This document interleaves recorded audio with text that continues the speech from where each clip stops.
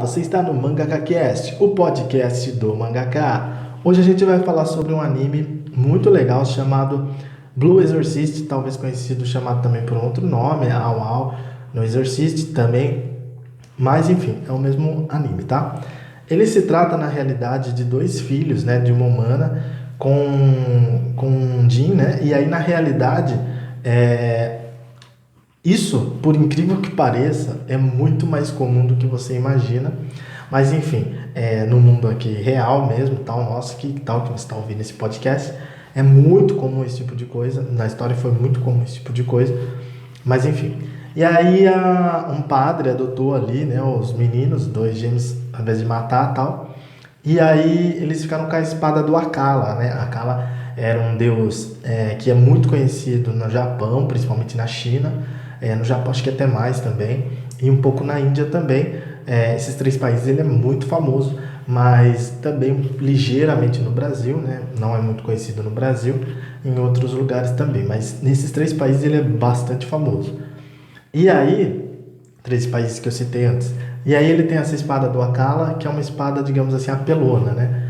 E aí, só que ele cresce daí e o pai dele adotivo é um padre e tal, deles, né? Na realidade são dois irmãos. E aí eles estudam para ser exorcista e tal. Então aí eles passam numa escola, né, para ser exorcista. E aí eles conhecem outras pessoas que têm o mesmo objetivo, meninas e meninos que têm o mesmo objetivo. E a Shura também, que é uma mulher, digamos assim, que é a líder deles, que guarda uma espada no corpo e que é uma mulher assim que usa decote muito nítido e que luta muito tal. E também tem um cara lá da igreja também, um loiro tal, que luta muito também e que acaba ajudando eles tal bastante. Outro ponto interessante também é que aí eles meio que na primeira temporada é uma coisa assim legal de assistir e tal, mas é uma coisa meio focada em coisas assim meio aleatórias, na minha opinião. A segunda temporada eu achei bem melhor, sinceramente, porque eles têm um objetivo em comum, né, que é derrotar lá um ser que aparece e tal.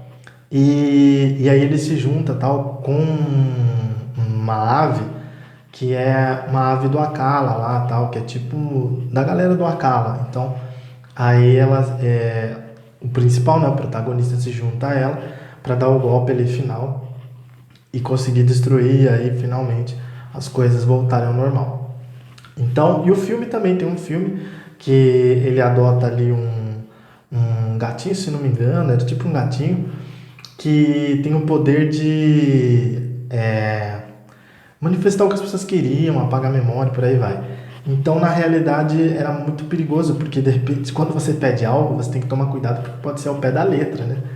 E aí pode acontecer. Então, depois, no final, ele acaba derrotando ali os problemas que tinham e acaba apagando a memória dele, das pessoas que tudo aquilo aconteceu, e vai embora tal.